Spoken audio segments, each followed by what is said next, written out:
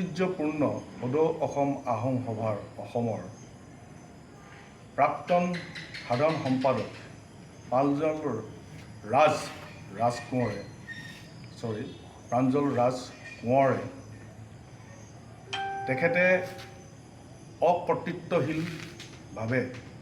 গোলাঘাট জিলাত আহি আহোম সভাৰ বেনাৰত সদৌ অসম আহোম সভাৰ বেনাৰত শাখা খোলাৰ এক প্ৰক্ৰিয়া আৰম্ভ কৰিছে, যিটো নেকি আমি সদৌ অসম আহোম সভাৰ কেন্দ্ৰীয় সমিতি আৰু গোলাঘাট জিলা সমিতিয়ে আমি গৰিহণা দিছোঁ আৰু ধিক্কাৰ জনাইছোঁ। তেখেতৰ এই যি কাৰ্য, বিসম্বাদী যি কাৰ্যকলাপ আমি পৰিলক্ষিত হৈছে, আমি গোলাঘাটৰ বাসীয়ে আৰু অসমৰ সকলো ৰাইজে যোৱা কেইদিনমানৰ আগত ডিব্ৰুগড় জিলাতো তেওঁলোকে এখন সমিতি গঠন কৰিবলৈ আওপুকীয়াকৈ চেষ্টা কৰিছিল। সেই চেষ্টাত চেঁচা পানী পৰিছে ইতিমধ্যে, যিহেতু ডিব্ৰুগড়বাসীৰ ৰাইজে সম্পূৰ্ণ অৱগত হৈছে যে গোলাঘাট ৰাইজৰ লগতে ডিব্ৰুগড়বাসীৰ ৰাইজেও এই সম্পৰ্কত সদৌ অসম আহোম সভাৰ কেন্দ্ৰীয় সমিতিৰ ফালৰ পৰা যি বাৰ্তা প্ৰেৰণ কৰিছে, সেই বাৰ্তাত সম্পূৰ্ণৰূপে প্ৰাঞ্জল ৰাজ কোঁৱৰৰ এই অকৃতত্বশীল কাৰ্যকলাপক আমি পেপাৰে পত্ৰে আৰু ছ'চিয়েল মিডিয়াৰ যোগেৰেও আমি তেওঁৰ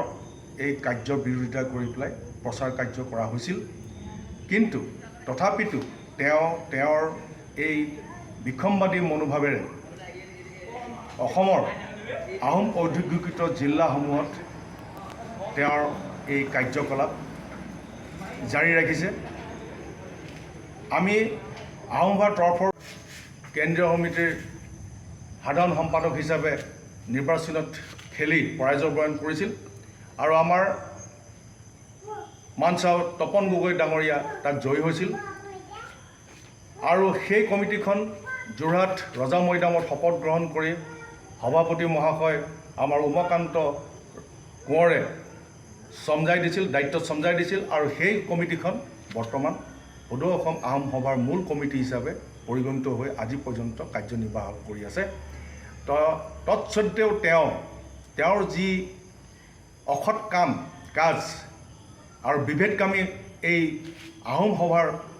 এটা পুৰণি ঐতিহ্যমণ্ডিত সংগঠনক যি বিভেদৰ সৃষ্টিৰ মাজেৰে তেওঁ ভাগ কৰিবলৈ লৈছে, তাক সকলো ৰাইজে দেখিছে আৰু আমাৰ জ্ঞাতিবৰ্গলৈ আমাৰ অনুৰোধ যাতে প্ৰাঞ্জল ৰাজ কোঁৱৰৰ এই কাম কাজৰ কোনেও যাতে সমৰ্থন নকৰে আৰু যি জিলাতে যায় তেওঁক যাতে বয়কট কৰে। আজি আমি গোলাঘাট জিলা সমিতিৰ ফালৰ পৰা তেওঁৰ এই কাৰ্য আমি সম্পূৰ্ণভাৱে নৎসাত কৰিছোঁ আৰু তেওঁ যি গোলাঘাট জিলাত আহি পেলাই মনে মনে চুপে চাপে আহি কেইজনমান প্ৰাক্তন ছাত্ৰ নেতাক আটাচুৰ লগত লৈ তেওঁ যি ভয়ংকৰ অসৎ পৰিকল্পনা কৰিবলৈ চেষ্টা কৰিছে, লগতে বাদুলিপৰাটো এখন আঞ্চলিক কমিটি গঠন কৰিবলৈ যুঁজা কৰিছে আৰু এইখিনিক আমি সম্পূৰ্ণৰূপে নৎসাত কৰিছোঁ গোলাঘাট জিলা সমিতিৰ ফালৰ পৰা। আৰু অনাগত ভৱিষ্যতলৈ যাতে তেওঁ এই কৰ্মৰাজি পৰিত্যাগ কৰি এজন আহোমৰ প্ৰাঞ্জল ৰাজ কোঁৱৰৰ এই কাৰ্যকলাপ ৰোধ কৰিবৰ বাবে অসমৰ জিলা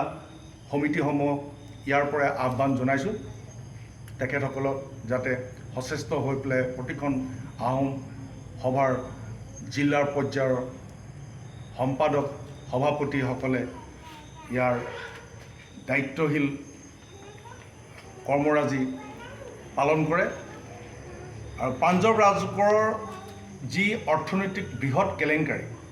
প্ৰায় লক্ষ কোটি টকাৰ যি বিত্তীয় হিচাপৰ খেলিমেলি, যোৱা আমাৰ 5, 6, 7 জানুৱাৰী তাৰিখে সদৌ অসম আহোম সভাৰ অধিৱেশনত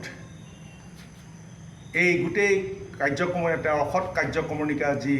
তাত উদ্ধাৰ হৈছিল